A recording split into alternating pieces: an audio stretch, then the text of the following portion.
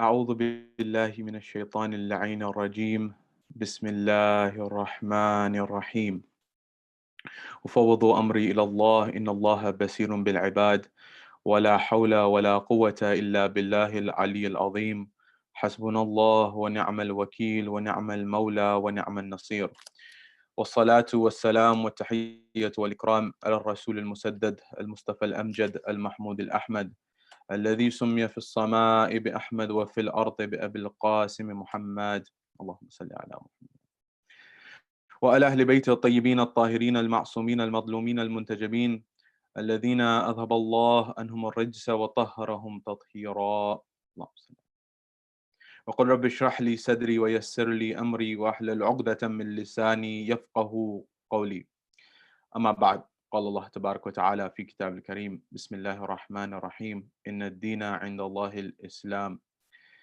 صدق الله العلي العظيم زينوا مجالسكم بالصلوات على محمد وآل محمد اللهم صل على محمد وآل محمد.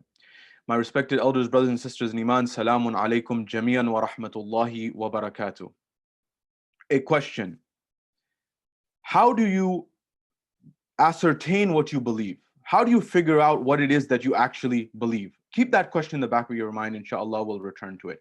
I want to lay out a scenario for you. The scenario is the following: two worlds, two individuals, two identities simultaneously making a movement. What's the movement? One individual, a Christian by faith, the other a Jew by faith, a Jewish person by faith. Both of them head towards their own respective institutions of religious identity or religious learning. One goes to their house of spirituality, i.e., that is the church, that is the Christian individual, and the person who comes from the Jewish faith or the Jewish background heads towards their respective synagogue. As this movement goes, when they enter into their respective houses, you notice two worlds at odds. What are these odds? You notice at one moment that individual who may come from a Christian background, when they enter into the church, at that same moment, they remove their covering on their head. They remove their hat for the male, for example. They remove their cap. At the same time, someone from the Jewish faith who enters into their synagogue actually simultaneously places the yarmulke or their hat on their head as they enter into their temple or their house of worship. Now, the question which emerges from this is, what just happened? And why did it just happen? If you ask the Christian individual why they did what they did with respect to removing their cap, and you ask the Jewish person why they did what they did with respect to placing the yarmulke on their head, they will have interesting answers. And these answers are worth investigating. So if we ask, for example, the Christian individual as to why it is that they removed their cap when they entered in the church, you may find that they say it is out of respect. Out of respect. Now, if you go to the Jewish individual who just entered their synagogue and placed a yarmulke on their head and walked into their house of worship, and you ask them, why did you place something on your head? And they will look at you and they may very well say, out of respect. Respect for what? Respect for the institution, respect for the religion, respect for the sacredness, respect for the spirituality that may exist within the entity as they believe, for example. How is it possible that two individuals trying to achieve the same goal of respect of their church or the institution have two very different ways of going about it? One is removing, one is placing. You could have very easily imagined that you could take the example of the Jewish individual and replace that with a Muslim. Many Muslim men, when they go towards their mosques to pray, they actually put a cap, a kufi cap, or they put a hat or some type of covering on their head when they go towards prayer, when they go towards the mosque. The question that we're trying to analyze at a higher level is, why is it and how is it possible that two individuals, or indeed great nations, or indeed communities, societies at large, can see things in a very different very different way, even many times when they're looking at what they perceive to be the same thing? We have been discussing in our analysis, and we began a conversation yesterday on the topic of Islam and modern society, ethics, philosophy, and spirituality. talking about this idea that when I study philosophy, Islamic philosophy, philosophy in particular, in line of the teaching of the Ahlul Bayt, it helps me to get clarity of thought, clarity of mind, so I can make the right decisions. And then the next level is ethics. I adopt the right traits to implement in my life, so I have satisfaction and tranquility in my life. And the third is the kernel, the ultimate goal of having spirituality, a higher sense of being, a higher sense of purpose, a higher sense of consciousness, a higher sense of mindfulness. All of these elements are part and parcel. What we're discussing today is looking at how do we ascertain, how do we actually figure out what it is that we believe? Are our beliefs, are they based on rationality? Are they based on insight? Are they based on other people's opinions? What are they based on? How do we derive them? And based on this discussion, we begin to analyze and see how do the different views in society actually emerge? Why is this important? This is extremely important when we discover many conversations. One of those conversations is Muslims in modern society. And how are these societies? Is there a difference between the two? Is there a convergence or a divergence between the two? Meaning, are the two societies going in different directions, or are they compatible with one another? That's what we want to look at. So the first example that I gave in the onset was this idea of two people, the Christian and the Jew, or for example, the Christian and the Muslim. They may go about achieving one ends, but in two very different ways. And this is an interesting example to look at our world and our society. How do we analyze and how do we ascertain what is truth? What is reality? How can two individuals see things and two communities and two nations see things differently?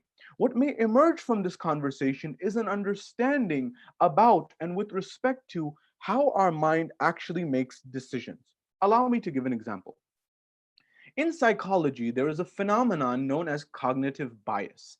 That is, due to certain factors that you and I may not be aware of, they may be hidden factors, or at least they may be factors that we're not aware of, we may make certain decisions that we may not have made otherwise. An example to clarify the matter. I remember I was walking down the street in London, uh, perhaps last year, if I remember correctly. And when I was walking down, this happened on several trips, but one of them stood out very particularly. I was walking down the street with some friends and I saw a particular restaurant. And I noticed something about this restaurant. It was, I believe, an Indian restaurant. And in this restaurant, there was a big line actually outside of the restaurant. It was about a block long. But what was interesting is we were actually not intending to go to the restaurant. We were just walking by. As we were walking by, it was very interesting to notice when you peered into the restaurant and you looked in, you noticed that it was actually relatively not that full. It was relatively empty, in fact. And yet there was a very long line outside of the door. Now, there's a few ways to look at this scenario. One may argue, for example, the restaurant may say, as an example, that, well, a lot of these tables are already reserved. There's people who are going to come later. They've already called ahead. They will be here at a certain time. Therefore, the restaurant looks and seems like it's relatively empty, but there's actually, these are for people who will be coming in a few moments, an hour, whatever time. They're reserved seating.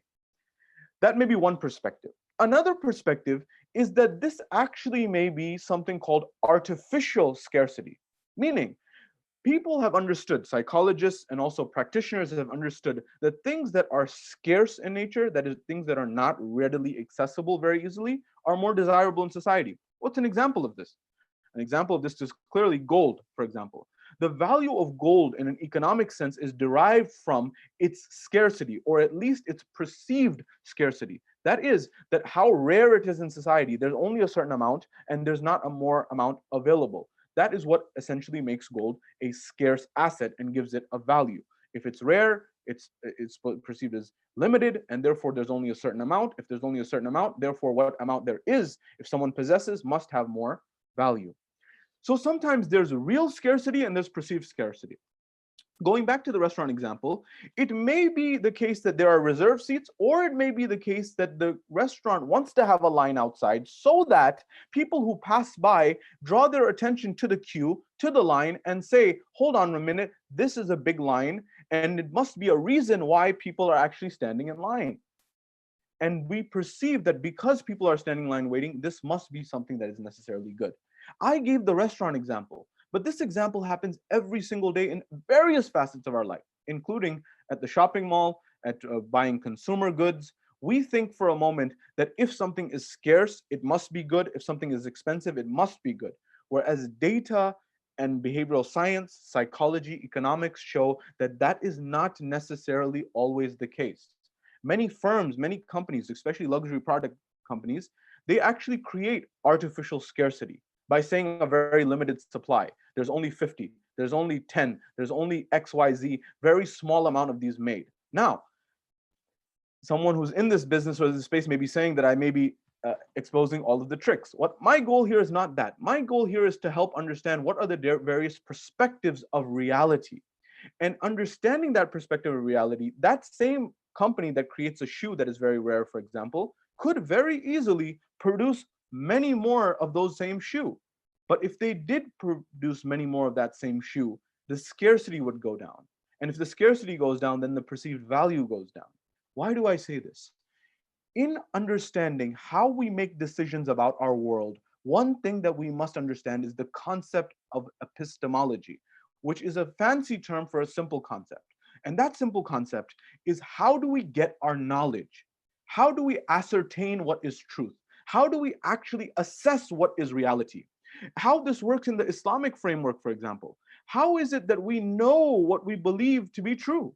The Quran, the Ahlul Bayt, for example, all of these teachings, there is a process through which it goes in order that we are able to ascertain this as truth.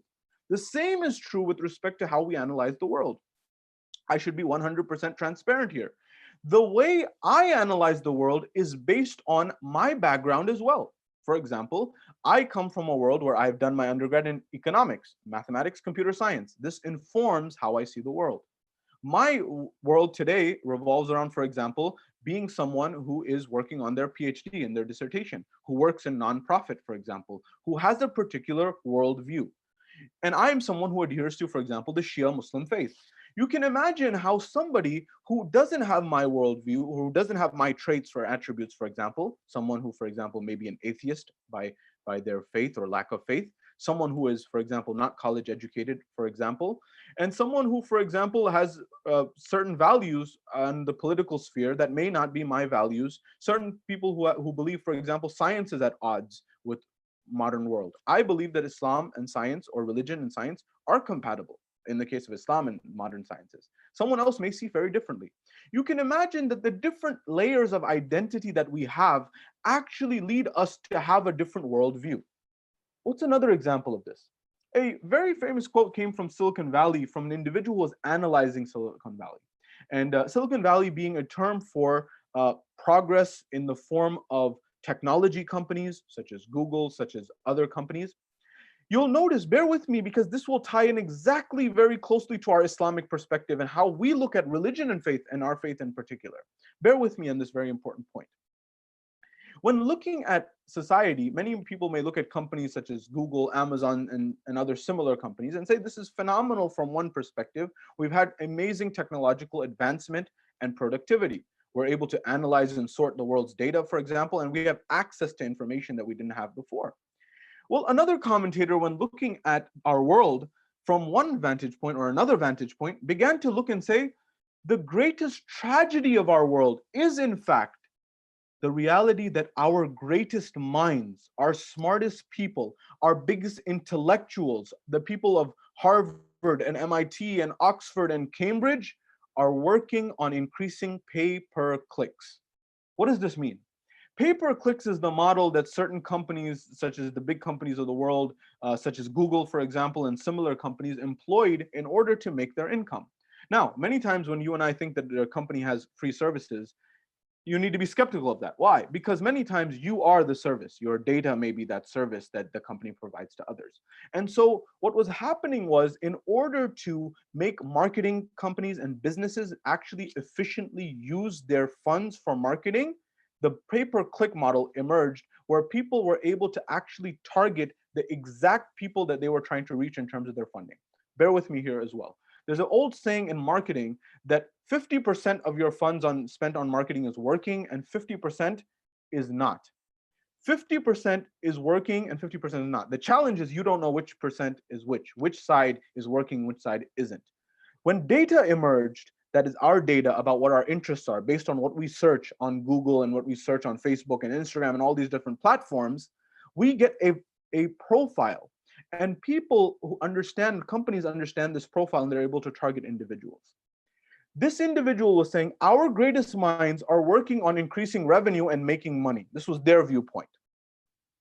The argument he's making here is that our greatest minds should be actually working on something else, as this commentator is saying. What should they be working on? For example, they should be working on our bigger problems, the biggest problems of society. What are those bigger problems? They would say, for example, eradicating poverty.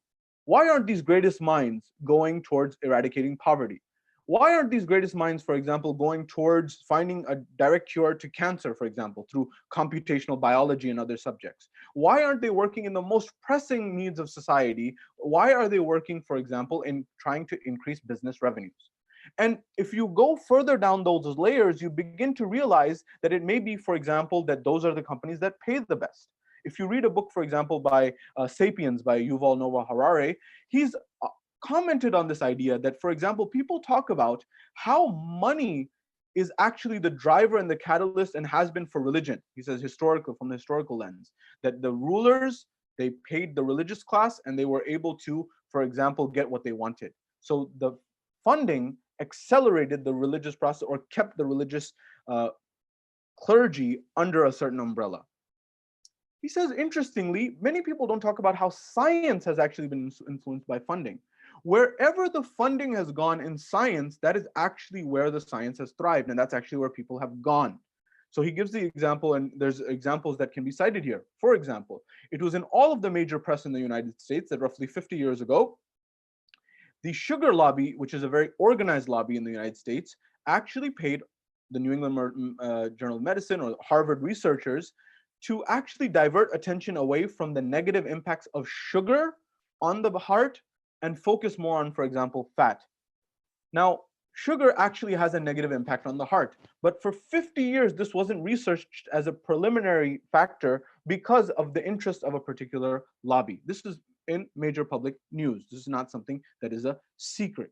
What I'm driving at is these types of biases exist in all of our society, whether we realize it or not.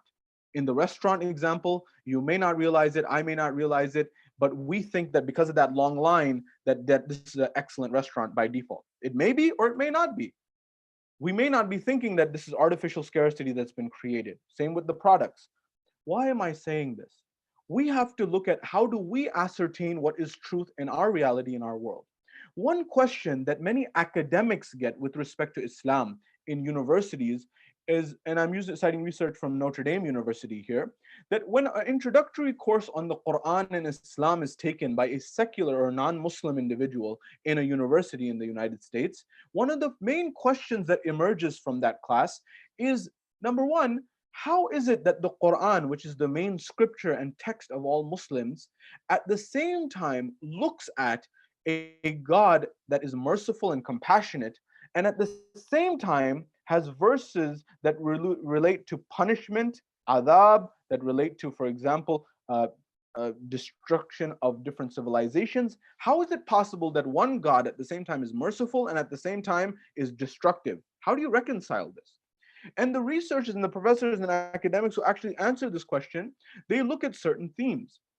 So, for example, within a secular framework, looking at the Quran, one theme that academics identify about the Quran is something called punishment stories. That is, those stories that are in the Quran that are related to punishment. This is a theme that has been identified by researchers. They say that there's a constant theme within the Quran of stories about prophets who, for example, came, such as Noah, such as Moses, who came forward and they brought a message from God Almighty. They brought God's message and they delivered it. And when they delivered it, the people did not accept it.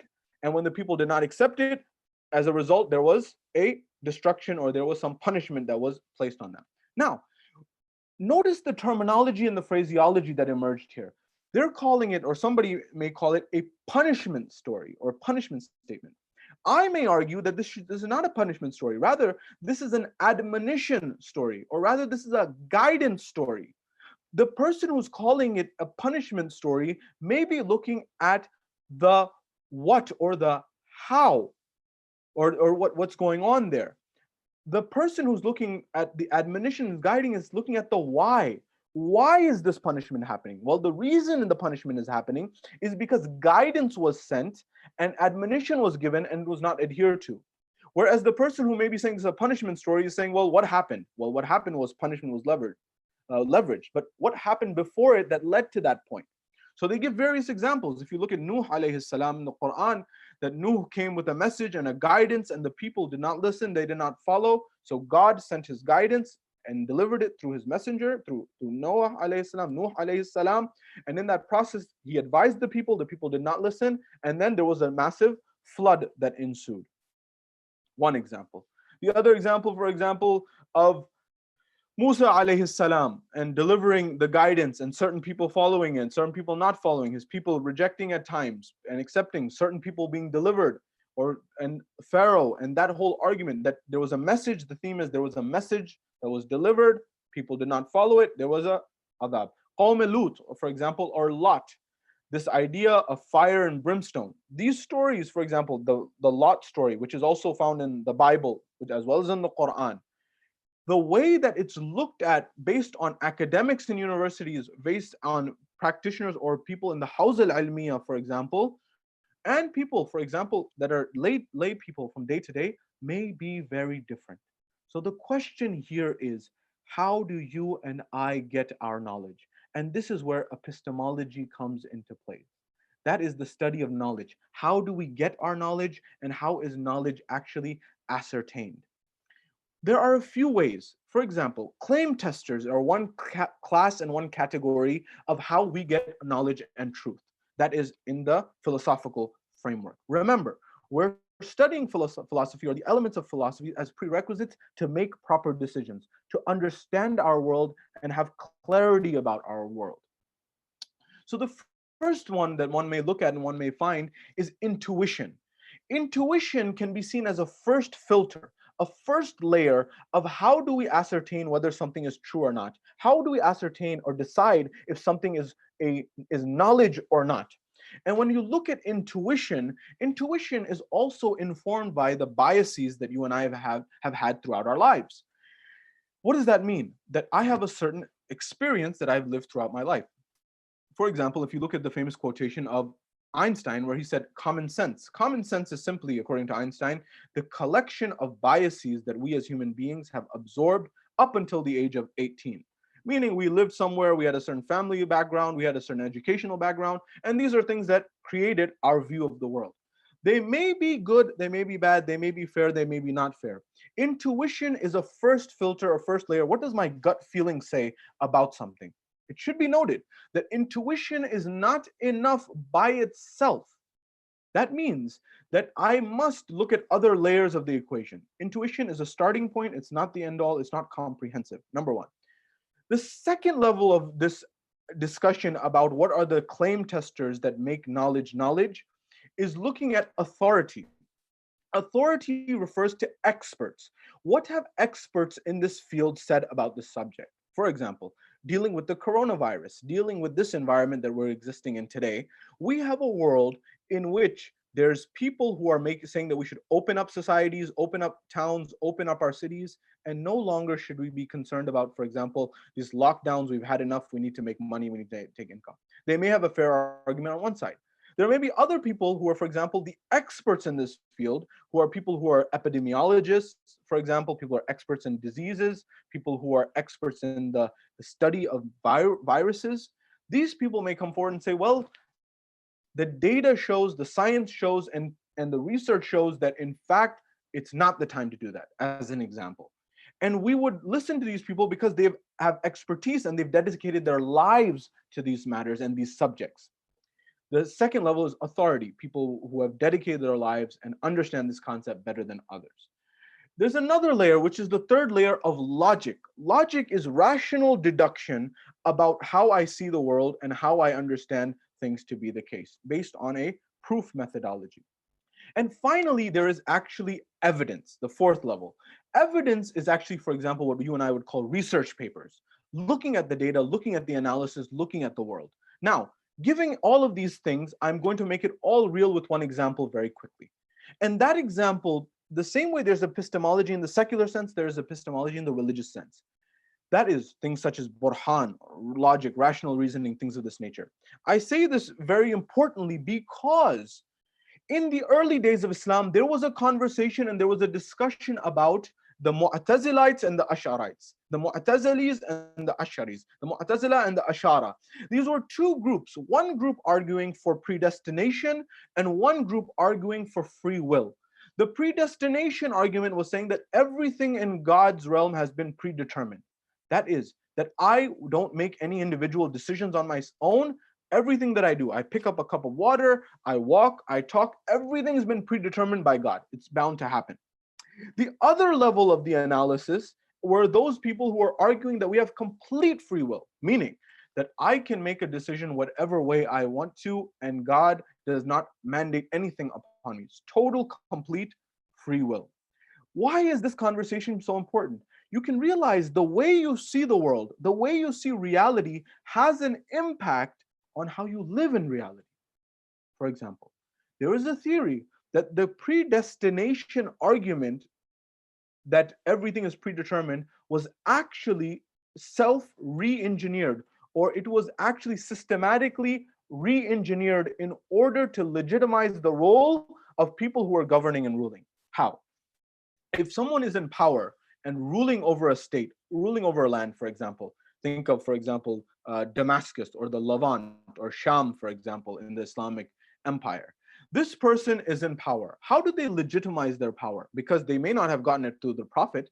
They may not have gotten their position through the Imams. They may not have any religious form or validity to have their belief system. So what do? They use religion in order to meet their ends and stay in power. How do they do this? They hire historians, they hire writers, they hire traditionalists to say and create a narrative. That narrative may be along the lines of, well, everything has been predetermined, number one. The entire world, entire existence has been predetermined. And if everything's been predetermined, that means the ruler who's in power right now has been predetermined by God to be in this place because it is in God's knowledge.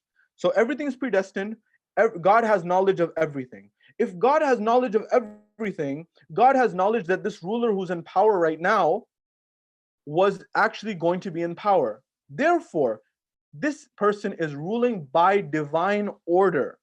And if the fifth level, if this person is ruling by divine order and you speak out and revolt against this person, then by deduction and analogy, and you go back to the beginning, if this person is ruling with God having knowledge and God's predestination, then you're revolting not against this ruler, you're revolting against the knowledge of God and the power of God and God's decision. And that is punishable by sometimes in death. You can see how this narrative would actually legitimize the undertakings of a tyrant, of a person who is, for example, the likes of a tyrant who did a butchered and did a tremendous atrocity. Let's take Karbala, for example. If you take that example, somebody may come forward and say that because everything's predestined, Allah knew what was going to happen to Imam al-Husaini alayhi salam, and he was fine with it. You can see how problematic this view is in many sense of the words. It would also, in our secular world, legitimize what someone like Hitler, for example, did. You see that there is a balance in society. That's why when our Ahlul Bayt alayhimus salam and the Imams of Ahlul Bayt alayhimus salam were asked about this matter, such as the sixth Imam, they were asked, what is our position with respect to the predestination and free will argument? They said very clearly, it is al-amr bayn al-amrayn. It is the matter between the two matters. That is, that certain aspects of our lives are predestined and other factors and other matters of our lives are free will. We have the free will in terms of many aspects of our lives, such as, for example, the school we choose to go to, the job that we, for example, choose to do many times, the work we do, the how we spend our leisure time, how we spend our time in general. And there are other things that are predestined that are perhaps beyond our control. For example, what family I'll be born into, for example, what time and space I'll be born into, what zaman and makan I'll be born into. These are things that may not be in my hands and my control. Why is this conversation so important? The necessity and the importance of this conversation is due to the fact and due to the reality that if we don't understand and we don't reflect on how we ascertain our worldview, it's very possible that someone influences our worldview and we may actually lose our religious identity. How's that possible? Imagine for a moment, I live in a world and a society, as an example, where I'm constantly and consistently in academia, for example, and I'm consistently in research, for example, and I'm consistently in the physical sciences. Now, academia has a culture, the physical sciences has a culture. All of these cultures, whether we may realize it or not, have an impact on who I become. If I don't counterbalance that viewpoint, what ends up happening as a result is I actually become someone who is part of that culture and I adopt that culture, that mindset of academia, of the physical sciences 100% wholeheartedly. Even if that says, for example, that the world is atheistic, there's no God, for example, or these views, which is not always the case, but sometimes the case. Why is this important? Because as a Muslim, I believe in a worldview that is comprehensive of this world and a hereafter. And if I don't incorporate the hereafter, I may be at loss in the hereafter. What that means is that I'm not only accountable for justice in this world, I'm also accountable for the hereafter. So if I, for example, decide to spend my nights in vigil, I decide to spend my night in ibadah, in worship, in reciting the Quran, that is not a waste of time to me. Whereas that may be seen as a waste of time to someone who sees the world in a different way. The point of this conversation was to actually invite you and I to look at what are the sources of our knowledge. How do we get our knowledge? Are we getting it from the right places? And if we're getting it from the right places, is it comprehensively correct, or do I need to counterbalance that with another narrative? It may be, and I have seen this example in my travels many times in my lecturing career throughout the globe, wherever I may be. And many speakers have told me this as well. And this example is very pertinent. I cannot tell you about how many young people I know who were going to the mosque, who were going to religious gatherings, who were part of the culture and the religion of Islam and the Shia faith. And for example, they got into med school, they got into engineering school, they got into whatever university they got to, and it was out of town. And when they got there, when they went to this university, they went there, let's take the example of medicine in the United States. They went there and they studied for four years in undergrad, and then they did another 4 years of medical school. And after that, they went for residency for at least 3 years. That's 4 + 4 + 3, 11 years. All noble pursuits. Medicine, noble pursuit. Education, knowledge, ilm, noble pursuit. Helping others in terms of their health, very noble pursuit. Research, finding solutions to viruses that we're facing, for example, today and other times. All very noble pursuits.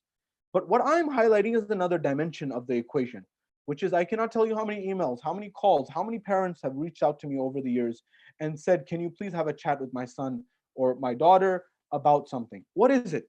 They said that my child was a very religious child, was a very spiritual child, was a very ethical child, was perfect. But they went to university. I say, university, that sounds wonderful. It illuminates the mind. It's fantastic in so many dimensions.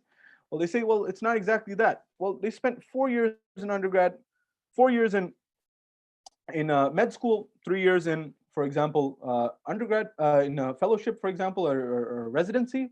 By the way, I'm just using this example. You can very well apply this to engineering or law or many other fields.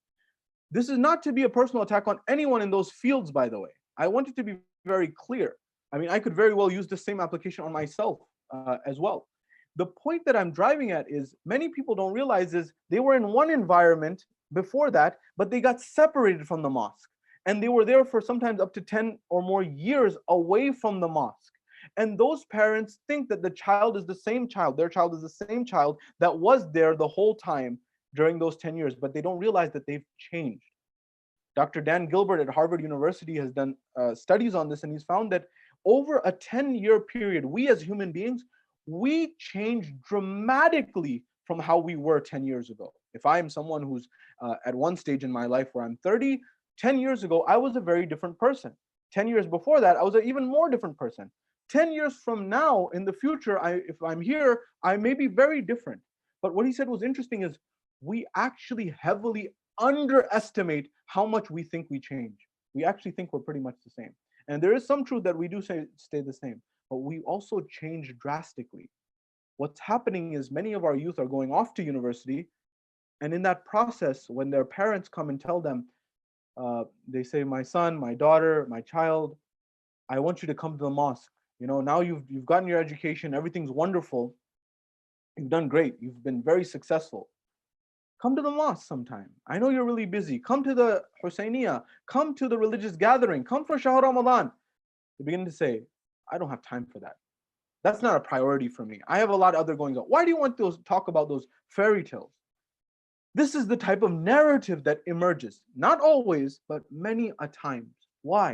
Because whether we realize it or not, the world view that we had in the past no longer exists. We've adopted a new worldview. A worldview that, for example, may say only the things that are proven by evidence are true. Whereas there may be things that are philosophically proven, but not empirically, scientifically proven, that are true. But we don't see it that way. That's why we may be losing many youth, or many of not only young people, elders as well. I cannot tell you how many people I've spoken to who would be perceived as elder in society, who have these doubts, who have these questions. And it's not a problem to doubt, but if you doubt, you should also seek out the answers, and the answers are there. Try to understand what is it that helps makes you think what you think, what makes you see what you see, what makes you actually believe what you believe. And you may find there are cognitive biases in these things. And that is why we need a higher being, Allah subhanahu wa ta'ala, through his messengers, through his prophets, through his imams, those guides, in order to relieve us of our cognitive biases. This is what Rasulullah did. Rasulullah, when he invited people to Islam, he gave them the message and he said that stop and pause and reflect. Why are you living your life in idolatry, worshiping idols, which you could break them yourself if you wanted to? How are you believing in these stone products that you created yourself that will actually break if you want to break them, that you are more powerful than them? He was opening their minds to look at, where are you getting this from? Stop and pause and reflect on reality. And number two, he was saying, why this class system? That why should you say that certain people are born to rule, for example? He was saying no. He was saying that, for example, everyone has an equal right. There is no difference between, for example, the rulers of Quraysh or the Meccans and the common person such as Bilal. He said the only differentiating factor is taqwa. This was a worldview. So the idea that we're purporting here is through philosophy, clear thinking, through the proper traits of Islam that lead us to this combination of philosophy and ethics, leads us to spirituality. There is a worldview that we can actually make the world more harmonious, but that starts with understanding why we think what we think. In the next level of conversations, we'll begin to start to talk about what are those things in particular so that we understand that. What are those traits that we can adopt, such as knowing ourselves, such as understanding, man arafa nafsahu faqad arafa rabbahu, qad arafa rabbahu. The person who understands themselves understands their Lord. This was also something, by the way, that the ancient philosophers looked at. Know thyself was written in Greece in the academy where Socrates was. That was written there, know thyself. So how can we know ourselves so that we can know our Lord? But we need to understand where are we getting our knowledge to have that conversation. I hope and I pray that this has been a fruitful conversation for you and you understand how important this is to chart the future of our community and our society. Inshallah, we'll continue this, life permitting, tomorrow, and we hope to see you again. Wa akhir da'wana alhamdulillah rabbil alamin.